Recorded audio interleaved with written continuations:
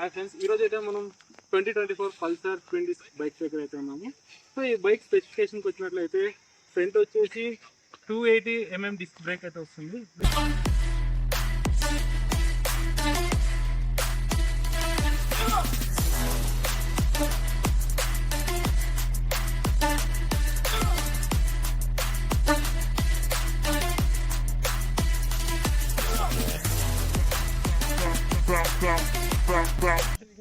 So ఈ bike వచ్చేసి మనకి స్పీడ్ ఫ్రెండ్లీ అనమాట. ఎందుకంటే ఈ బైక్ వచ్చేసి గ్రౌండ్ క్లియరెన్స్ 165mm అయితే ఉండడం జరుగుతుంది. అందువల్ల ఎందుకంటే స్పీడ్ బ్రేకర్ ఎక్కేటప్పుడు మనకి ఎటువంటిగా స్లో చేసే అవసరం. సో ఈ బైక్ యొక్క ఇంజన్ విషయానికి వచ్చినట్లయితే 149.5 cc అయితే బైక్ రావడం జరుగుతుంది. అలాగే ఈ బైక్ వచ్చేసి 14 హార్స్ పవర్ ప్రొడ్యూస్ చేస్తుంది, అలాంగ్ విత్ 8500 RPMతో పాటు.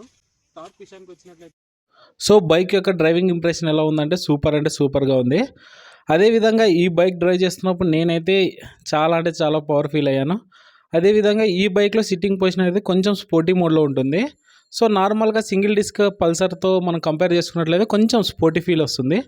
అదేవిధంగా బైక్ యొక్క ఓవరాల్ మైలేజ్ చూసుకున్నట్లయితే సూపర్గా ఇచ్చారు. సో ఇదైతే లోకల్లో 45 to 50 ఇస్తుందంట, హైవేస్కి ఎక్కినప్పుడు అయితే 55 వస్తుందంట. నాకైతే వినగానే ఫ్యూజులు ఎగిరిపోయినాయి. కంప్లీట్ క్లైమ్ చేసే అంత మైలేజ్ వస్తుందా అనిపించింది. సో నా పల్సర్ విషయానికి వచ్చినట్లయితే నాది 2017 మోడల్.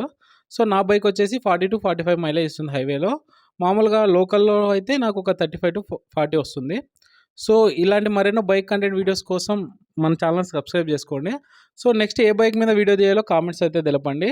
సో ఈ బైక్లో నెగిటివ్ ఫీల్ వచ్చేసి ఏంటంటే మనకు బ్లూటూత్ కనెక్టివిటీ ఆప్షన్ ఇవ్వలేదు.